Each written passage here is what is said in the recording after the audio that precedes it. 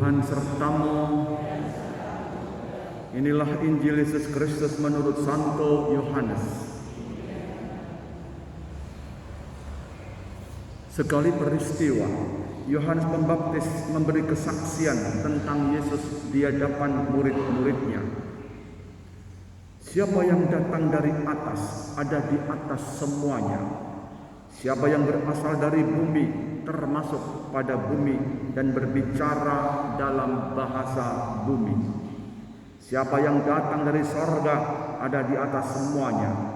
Ia memberi kesaksian tentang apa yang dilihatnya dan yang didengarnya, tetapi tak seorang pun menerima kesaksiannya. Siapa yang menerima kesaksiannya, ia mengakui bahwa Allah itu benar. Sebab siapa yang diutus Allah, dialah yang menyampaikan sabda Allah, karena Allah mengaruniakan rohnya tanpa batas. Bapa mengasihi Putra dan menyerahkan segala sesuatu kepadanya. Barang siapa percaya pada Putra, ia memperoleh hidup kekal. Tetapi barang siapa tidak taat kepada Putra, ia tidak akan melihat hidup, melainkan murka Allah tetap ada di atasnya. Demikianlah Injil Tuhan.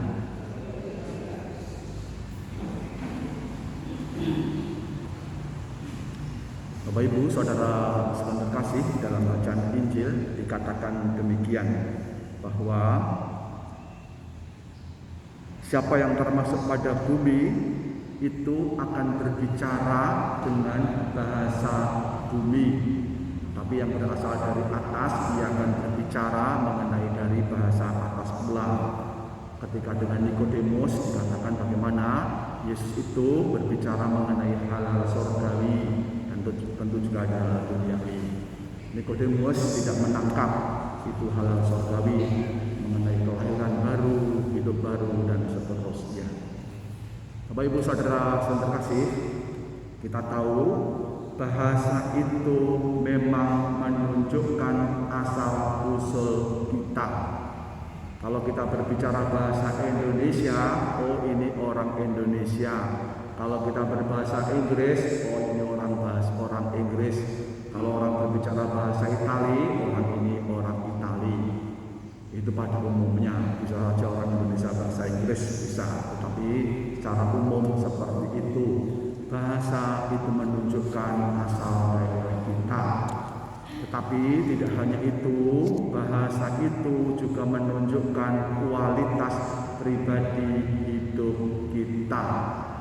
Dalam bahasa kita, bahasa Jawa, kita tahu ajiling diri itu gumantung melati. Tergantung lidah kita, harga diri kita, martabat kita, bagaimana kita berbicara dan hidup sesuai dengan perkataan kita. Yesus kita bisa melihat ia senantiasa berbicara mengenai kebenaran yang sejati. Ia tidak berbicara mengenai hal-hal yang praktis duniawi, tapi sungguh-sungguh kebenaran yang abadi, mengenai hidup baru, mengenai keselamatan abadi. Ia tidak berbicara mengenai aturan ini dan itu, tapi ia berbicara mengenai cinta, mengenai kebaikan yang sejati. Oleh sebab itu, kita bisa memahami bagaimana Yesus tidak mudah mengatakan hal-hal surgawi itu, maka sering dipakai perumpamaan. Karena bahasa dunia ini tidak akan mencukupi untuk memberi kesaksian mengenai hal-hal surgawi itu. Bapak Ibu Saudara sekasih, kita tahu bahwa ternyata kita manusia, orang-orang bumi, orang-orang duniawi ini sulit menerima bahasa itu. Kita menganggap bahasa surgawi itu hanya omong kosong, tidak masuk akal. Kita lebih senang berbicara mengenai hal-hal yang praktis, konkret, pragmatis, yang berguna secara nyata. Kita tidak memikirkan keselamatan surgawi, keselamatan yang sejati. Maka marilah kita mohon kepada Tuhan, semoga kita sebagai anak-anak Allah mampu menangkap bahasa ilahi, bahasa sorgawi, sabda Tuhan sendiri, dan moga-moga bahasa perbuatan kita mencerminkan siapakah diri kita, yaitu anak-anak Allah.